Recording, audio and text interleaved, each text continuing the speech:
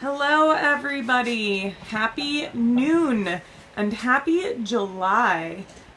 We are pleased to be here.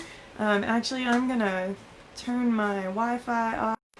There we go. Hi, everyone. Welcome to Explore More Thursday. And today we have a really wonderful presentation with Director of Interpretation and Preservation, Jeff Neale. You all know him. He has been on the program before, and we are so happy for you to be here today as well, Jeff. We've actually invaded Jeff's space today. We are up here in the archives, in the office, and we are thrilled that Jeff is going to help us kick off July's theme of independence. And I know what you might be thinking, but we are going beyond that 18th century declaration definition. So Jeff is going to set the stage for us here for July.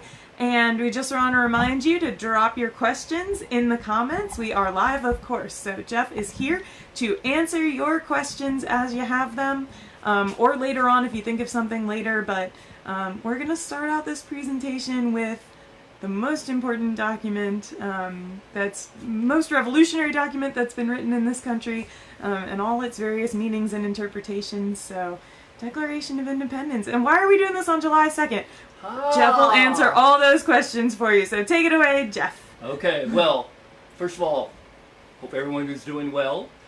In the summer of 1776, matter of fact, on July 2nd of that year, the Continental Congress, who included Arthur Middleton and 55 other members, voted unanimously for independence here in the United States. And in doing that, they created the United States of America. So with July 4th, just a couple days from us, I think it's very fitting that before we start talking about this declaration and what it means and its varied interpretations, we should first hear the words. Right? So here are the words that were written some 244 years ago. In Congress, July 4th, 1776, the unanimous declaration of the 13 United States of America.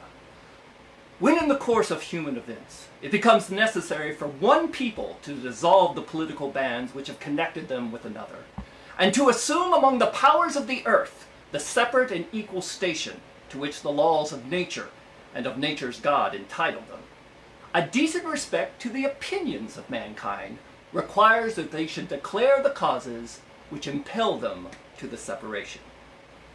We hold these truths to be self-evident, that all men are created equal, that they are endowed by their Creator with certain unalienable rights, that among these are life, liberty, and the pursuit of happiness, that to secure these rights, governments are instituted among men, deriving their just powers from the consent of the governed, that whenever any form of government becomes destructive of these ends, it is the right of the people to alter or to abolish it, and to institute new government, laying its foundation on such principles, and organizing its powers in such forms as to them shall seem most likely to affect their safety and happiness.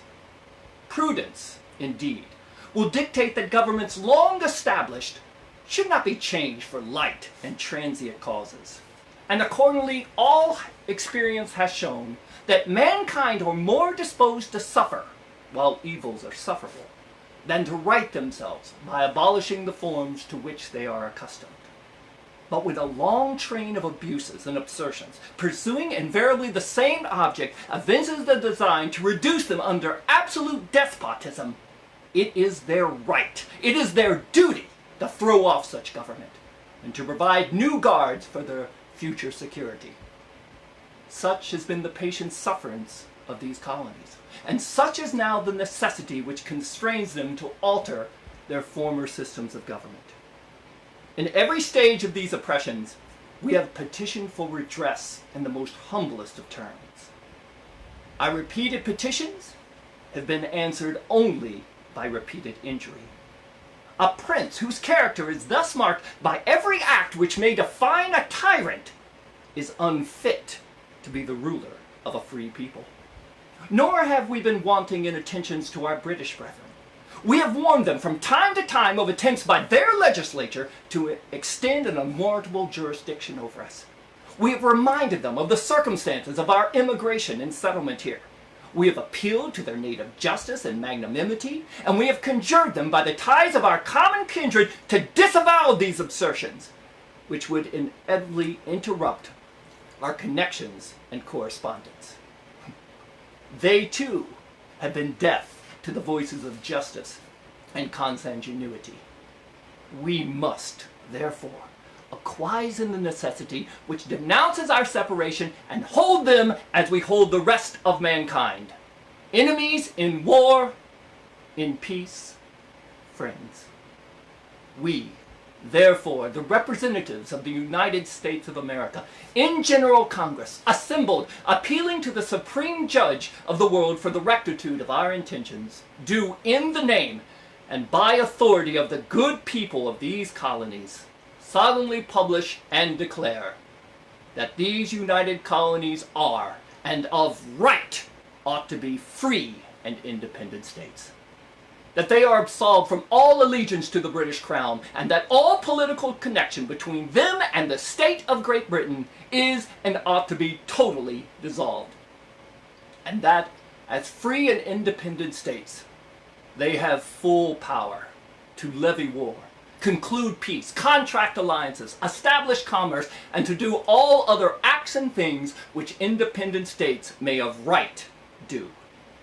And for the support of this declaration, with a firm reliance on the protection of divine providence, we mutually pledge to each other our lives, our fortunes, and our sacred honor. You don't actually need that paper, do you? You've read that so many times. I bet you've memorized it. A little bit. Yeah. Some powerful words. You know, the one thing I've learned as a historian is that the passage of time, okay, has a way of coloring history. And in the case of the Declaration of Independence, it has both magnified this document and it's also downplayed it as well. When I say magnified it, many people think that the Declaration was actually a gift of God, that it spoke to Jefferson and suddenly he put the words out, and he was the sole author. And matter of fact, this was even shown in a picture done by John Trumbull in the late 18th century and early 19th century. This painting was done of the actual presentation of the Declaration of Independence. And probably one of my favorite anecdotes revolving around this painting is that he showed this, Mr. Trumbull showed this to John Adams. And when John Adams saw this painting, he looked at it and then he turned back to Mr. Trumbull and said, "Sir, this may be great art, but this is very poor history." Because a scene like this never occurred. Matter of fact, even though we do kind of attribute Jefferson as being the primary author of the document, it's really not so in reality. This was really a democratic action. This was done by all members of Congress, had a say in how this document came out. Now, when I say we downplay this document as well, as you read this document, especially in our modern ears, I'll be honest, when I first read it, I'm thinking, I don't really see anything revolutionary in this. I don't see anything treasonable in it. Shall I say, everything in here, to my modern way of thinking, all of this is self-evident. Sure. However, in 1776, this document, this is an act of rebellion. Okay? The men who signed this out, this was a brave act on their part. Okay? I think we forget. Yeah, I think a lot of times what people think is this what starts the war. No. The colonies had already been in rebellion or in war almost a year before this is even written. Matter of fact, that war, it's actually a civil war with Great Britain. And the writing of this document changes everything. Okay? Probably the biggest thing this document does, this is the first time the words United States of America was ever publicly said. All right?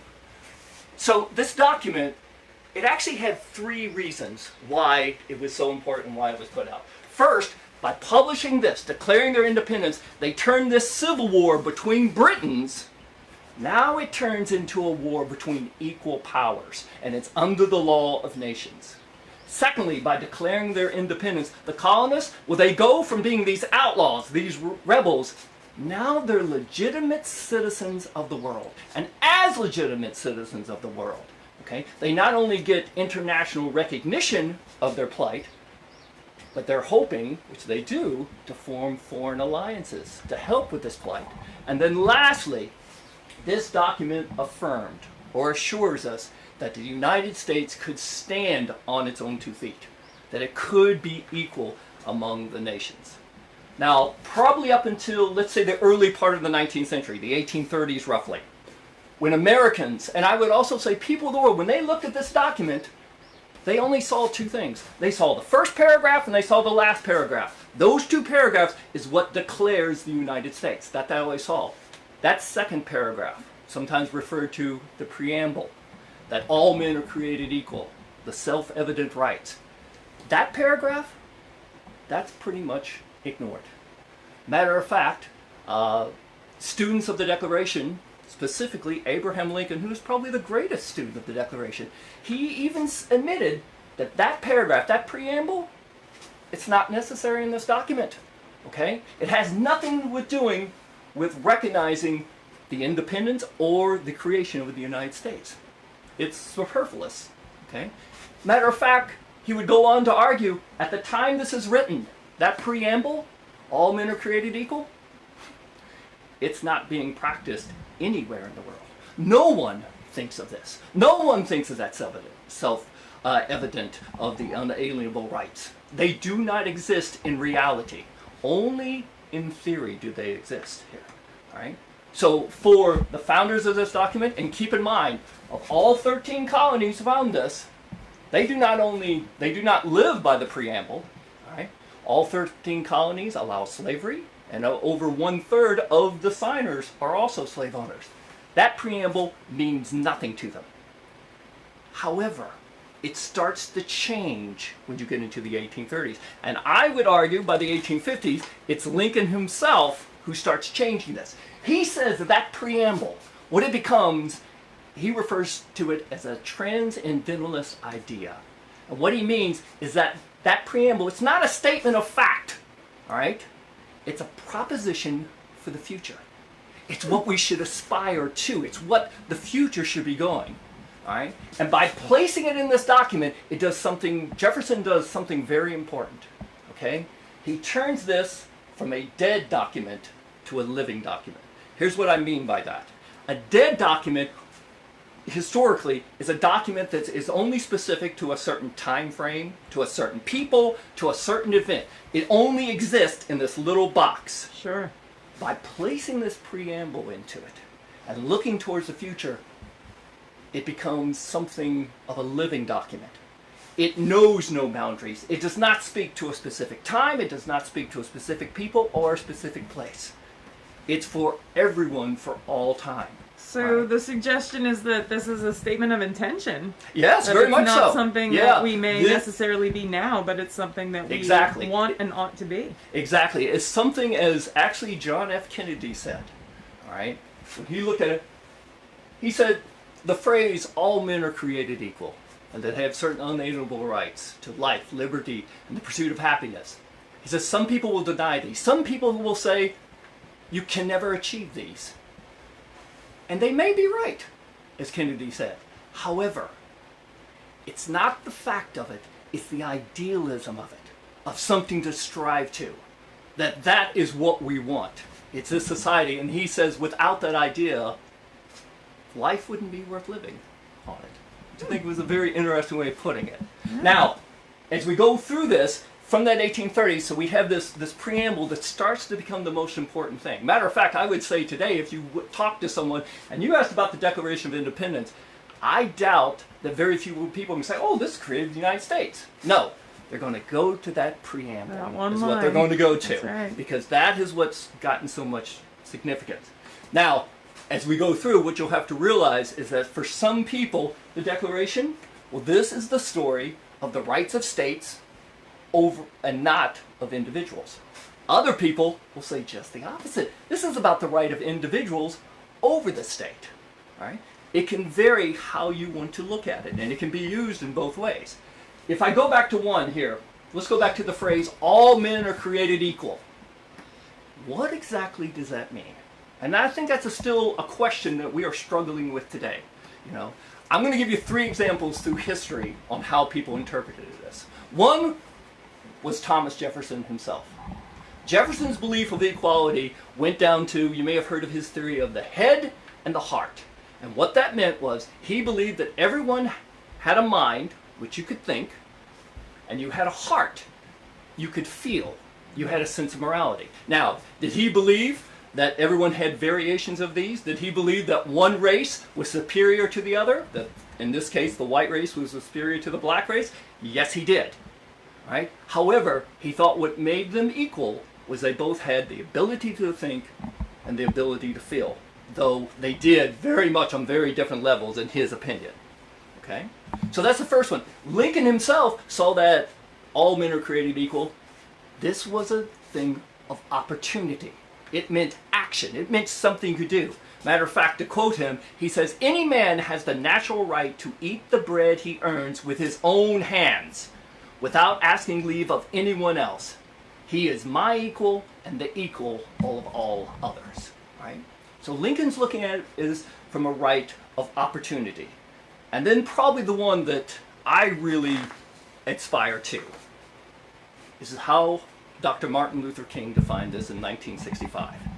He said that phrase, "all men are created equal," what it means is that every man has intrinsic worth. Yeah. No man is more important than someone else. No man's life has more value than another, whether it be a man, a woman, a child, no matter race, creed, or sex. With that intrinsic worth. And I think that's beautiful. Really it is. Now, so we've got a little bit about the Declaration. What about if its influences? How was this used? Oh, we got a question. Before we go there, then there's a question of verbiage and technicality. So I think that's a good place to throw it in there. Rick wants to know that in the end, in the conclusion of the Declaration, the writers talk about the state of Great Britain, not the kingdom. And he said, "I thought the Acts of Union in 1707 made Great Britain a kingdom." I always wondered why they wrote it as the state of Great Britain. They are considering, at the time, part of this is they're trying to dignify from kingdoms and empires and instead putting it state, which would make everyone equal. Right. That's an excellent question. Wow, that would probably take a little more work to look at. But that's kind of the idea behind it. Even now in our federal government, we have positions, cabinet positions, the Secretary of State. Exactly. Right? Yeah. So we're talking about countries here. It's just another way to define a sovereign nation. Yeah, it's almost the same word. It's the same meaning, shall we say, just a different word. Yeah, we're not talking about states like the varying states that make up the Union of the United States, for example. I think one of the first big influences you can find on this document, well, let me back up real quick. Number one, this document is arguably the most plagiarized piece of literary work in the world. Yeah. Okay, it has Starting not with only the French. inspired a lot, people have taken words exactly from it and used it in their own ways. Matter of fact, when we look at the countries of the world, over half of the countries of the world now have their own Declaration of Independence. Many of them follow the exact same form, the exact same style. Many of them take some of the exact same words from this and put it to their own. All right?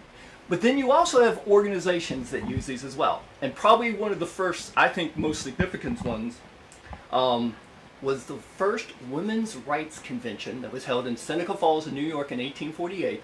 They put forth their Declaration of Sentiments. Yes. And basically, it is almost this to a T, except the word woman has been inserted, where men was. Was Abigail Adams their mascot? I wonder. Well, maybe a mascot. She's possible. Okay. This document also has been used to justify some great actions. Okay. First of all, Lincoln used this as a justification to end slavery. Right.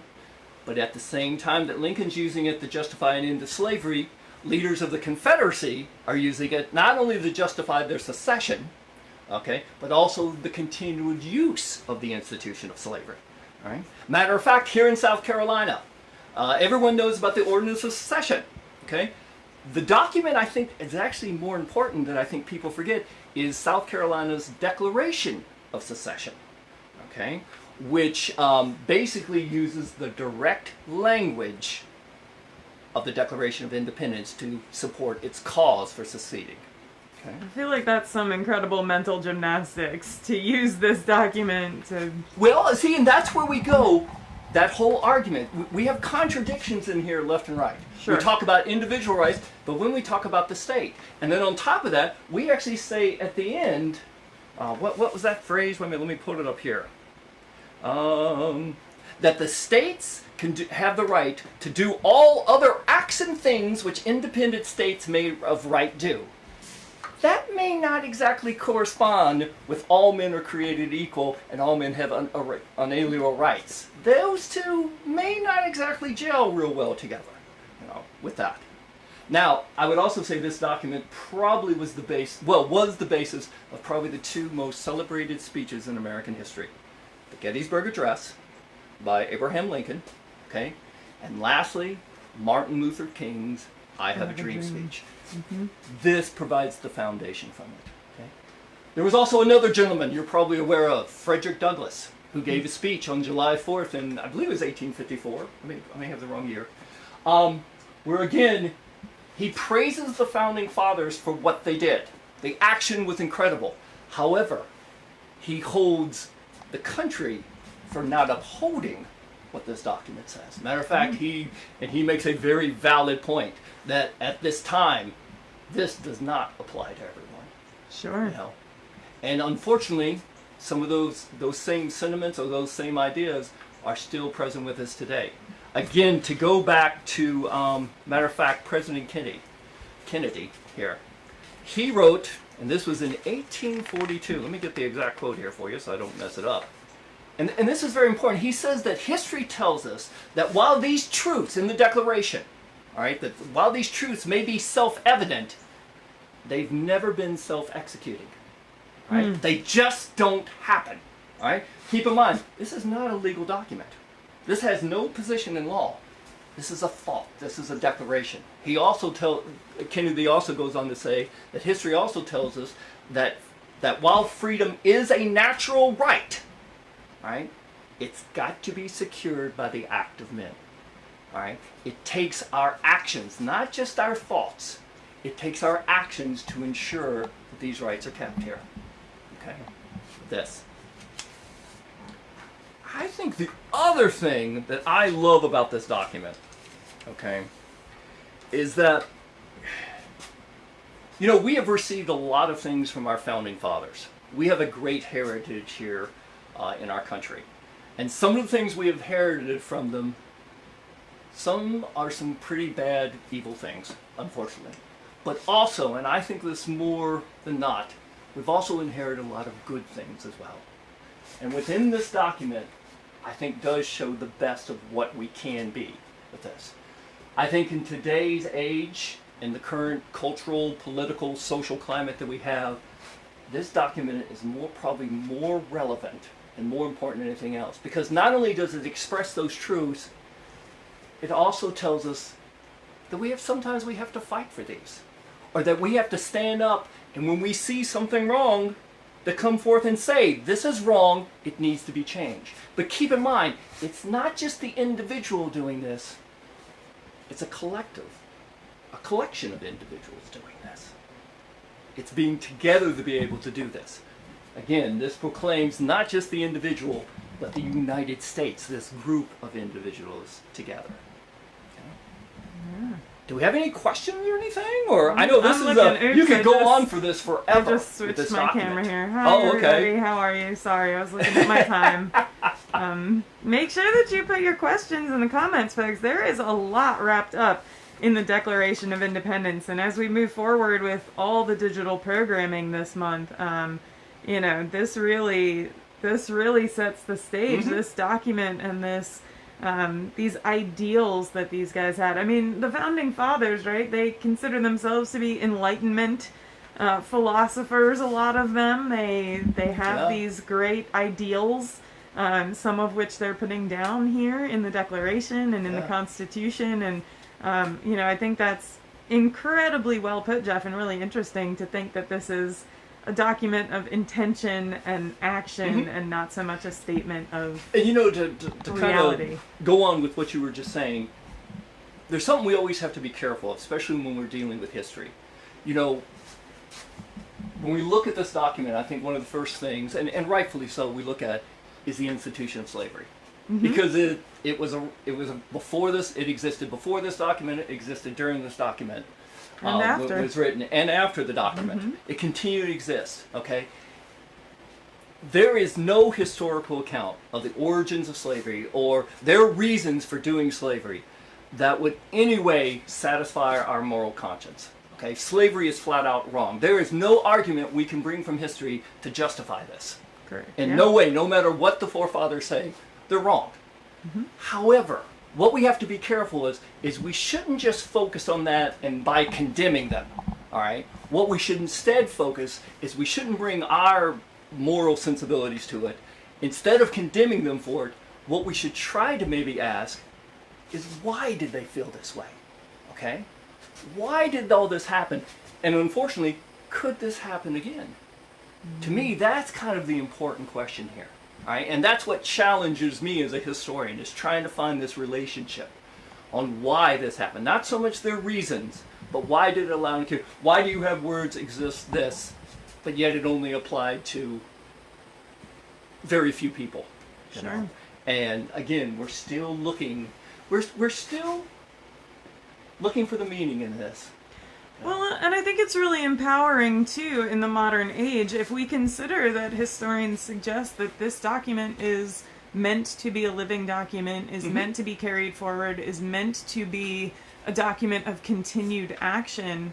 That's really empowering to those who are oppressed today. Yeah. To say this document doesn't exist in the vacuum of the 18th century, that this is yours, too, and to use this in a purpose. The colony of Liberia, when it was founded, and keep in mind, Liberia was colonized by freed slaves from America in the 1840s. Can't remember the exact date, but anyway, when they write their declaration, again, this is what they pattern after. All right. So to me, it's amazing that those words, especially "all men are created equal," all right, they've not only been debated by time, but they're used by everyone. And I think what's interesting to me is that, to me, it's no accident that the words "all men created equal," they are penned by a slave owner. Okay?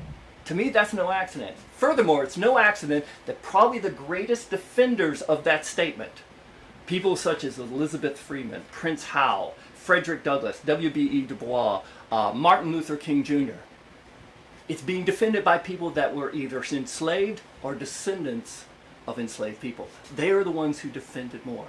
And I think that juxtaposition here, written by a slave owner, but thoroughly defended by descendants of slaves, wow, that's like the whole American story right there. That's what turns us into the American creed. Well, I think that really speaks to the genuine truth of it, right? Yeah. This is not debatable. Yeah. Everybody understands that these rights are innate. But how do we then reconcile some lifestyles with the understanding of these innate laws and the lifestyle of holding people in bondage in particular? I know this specifically. One argument I had with a fellow group of historians was, okay, over the pursuit of happiness. What about if my pursuit of happiness makes someone else unhappy? Right. You know, the example I was given was, if I like to smoke, don't I have that, even though it may infringe upon someone? I mean, that's maybe kind of a loose way of looking at it, but it's that sense, and it's a very delicate question to see with that, you know. It is, and I would argue also that we are, let me make this appeal. Thank you very much, folks who are watching with us. Make this appeal in your own lives, if you will. We have lost the art of conversation in this country, and we have lost the art of debate and subtlety, and that was something that the men who framed this document, the men who owned slaves and who didn't, were, in my opinion, much more capable of than we are today, or at least more practiced in than we are today. And so let me appeal to all of you that the art of conversation is really important and subtlety is important. You know, and I'll add on to that. Over the past couple weeks, I've had several people reach out to me about our interpretation here, or what we do here, what we don't do here. And I'll be honest, the people that have reached out to me, fantastic conversations. You know, can't say that, everyone was satisfied with every answer. Very true. But it was a great conversation. And if anything for us, it's a starting place. Sure. And what I would encourage is, if anyone, please feel free to reach out to us. Yeah. We are more willing to have this conversation and this dialogue. We are, as I always say, we are a public place, and we need to listen to our public. Absolutely. Yeah. And so it's great. We free. can all take this document then, if it's meant as an intentive document, and use it in conversation. Yeah. We do have one question. Sure. Was this not based on the Magna Carta? It is, yes. Matter of fact, it's based on a lot of things. It actually kind of becomes the Magna Carta of the United States. Two of the probably big influences, no surprise since Jefferson is the primary author, is the Declaration of Rights of Virginia, and also I can't remember his other document he wrote for Virginia as well. Those are two big influences. If you want to see something just about the document, here's the thing. There are 56 signers. This is one thing I don't think people realize. When they sign, matter of fact, I'm going to switch sides here. They actually start in the right, all right? And they start in the north, all right? Well, and didn't New York abstain? New York abstained. We'll get to that one. Abstained. So they start in the north. So that's the reason we're seeing John Adams, Samuel, the New England states. Yeah. We're seeing them at the top. And then they work their way down south geographically. All right? Except John Hancock, who just threw himself John right up there in the Hancock, yes. middle. Okay. Well, now, why is John Hancock's in the middle? Anyone know? When this is published on July 4th, this document is ready to go, he is the only one that signs it on July 4th. Yeah. Because he is the president of the Congress. So as you look here, at the end, we see Georgia. Okay. And then right here, if we go down to the bottom, here are the 4 signers from South Carolina. Okay. With Arthur Middleton, of course, being right there at the bottom of it. South Carolina boasting the youngest signer. Yes! Yeah. We had another question. Do we have any evidence as to the direct attribution of any part of the Declaration to our South Carolina signers? Like, oh, that piece right there sounds like Arthur Middleton, etc. Not exactly. Not so much from this. Okay? I'll give you 2 things here. Number 1, when the first vote is taken for this document, or taken for independence, I should say, it's taken on July 1st. Okay? 9 colonies vote yes. Okay? The colony of Delaware is split. They only have 2 delegates, and they're undecided. They're fighting one another. And Caesar Rodney starts a riot. Okay. New York abstains from voting, okay, because their argument is that they have not been given the power from their constituents to vote on such a matter. Plus, they're about to be invaded as well. Yeah. Okay? That's another important part. And then 2 colonies say no. Pennsylvania, South Carolina. Okay, now when the second vote is taken on July 2nd, because they realize this has to be unanimous. Right. For this to work, everyone's got to agree. When they take the second vote, all 12 colonies, New York still abstains, but all the other 12, they vote yes. Okay, the reason for Delaware is, as Karen just mentioned, the arrival of a delegate. Caesar Rodney came in, he breaks the tie with that. All right. And didn't the fellow that was dissenting mysteriously absent himself that day so that only 2 votes came in from Delaware? For Pennsylvania. Oh, okay, for Pennsylvania. In Pennsylvania, they voted yes because probably the leading opponent to independence, John Dickinson, who was the main speaker for Pennsylvania, he was conveniently absent that day. Yeah. Just happened not to be there when the vote was taken. Okay, well, you can read into that what you want to. And then lastly, South Carolina. The South Carolinians, they kind of point to 2 things why they changed. Number 1, they said that they had been directed by their constituents or their legislature here in South Carolina to vote in the majority. Number 1.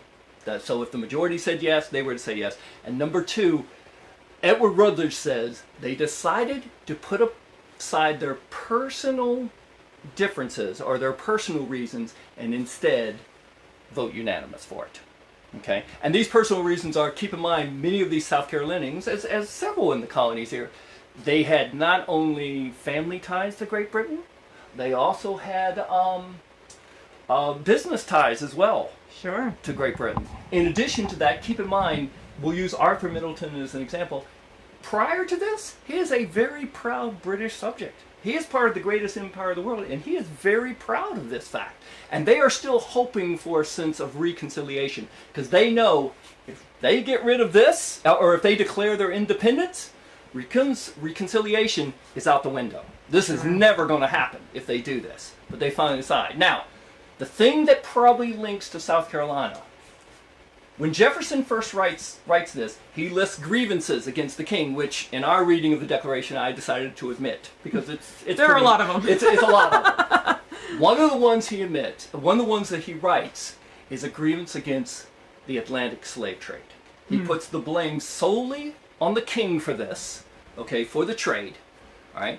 Also, it's interesting, when he talks about the trade, he never uses the word slave, all right? He refers to them as people, and I think more telling, he uses the word men. He not only uses the word men, he capitalizes the entire word in his original draft, which is kind of interesting when you think about it. It's a lot of cognitive dissonance from Jefferson, isn't it? Now, when Congress gets Jefferson's draft, they change roughly about 86 words, and they chop about a quarter of it off.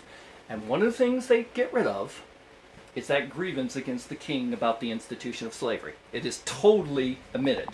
Jefferson, who is not very happy with what Congress did to his declaration, he was very open about that. He says the reason that got taken out was not only Northern interest in the trade, but particularly the delegates from South Carolina and Georgia, because it was a threat to their way of life. So if we have any kind of connection with any of the signers, as far as the Declaration, that's probably the connection. So we find the influence of the South Carolinians in what was taken out of the document. Exactly. Not so much what was going in is what goes out of it. Interesting. Now, that's not to say that they may have made some changes in here. We really don't know. Sure. But we can definitely say the other one, omitting, yeah, that one, yes. Yeah. Google document tracking wasn't a thing back then, unfortunately. It's really interesting. If you do go in the National Archives, or even if you go to Monticello, you can not only see the Declaration, you can see Jefferson's original. And I think what's interesting is the one thing Congress basically does not touch, they almost leave completely alone, is the preamble. And that's all men are created equal in what follows. That's the only changes were actually made by John Adams and Benjamin Franklin, and they changed 2 words, and that's all they did. So, well, that's great. Well, folks, if you have any other questions, now is a great time to put them into the comments. If you think of them later on, I know where Jeff's office is. So we'll be able to get the questions to him and get them answered for you here online. But thank you so much, Jeff. This has been a great kickoff to our Independence Month here in July. And again, we are absolutely taking this document out of the 18th century, and we'll be in the 18th century a lot, but there's a lot more to it than this. And influences, and we can learn a lot in our modern day from looking at it. Sure. And also, I just want to add, we always ask, if you enjoy these programs that we're putting online, these free programs here, all right, please feel free to make a donation. I believe we have a special little thing going on right now. Thank you. Thanks for the reminder. Yes, we have gotten a grant from a very generous donor. It's a $25,000 matching grant. So if you are able to donate now, your donation goes twice as far, because it will be matched dollar for dollar up to $25,000.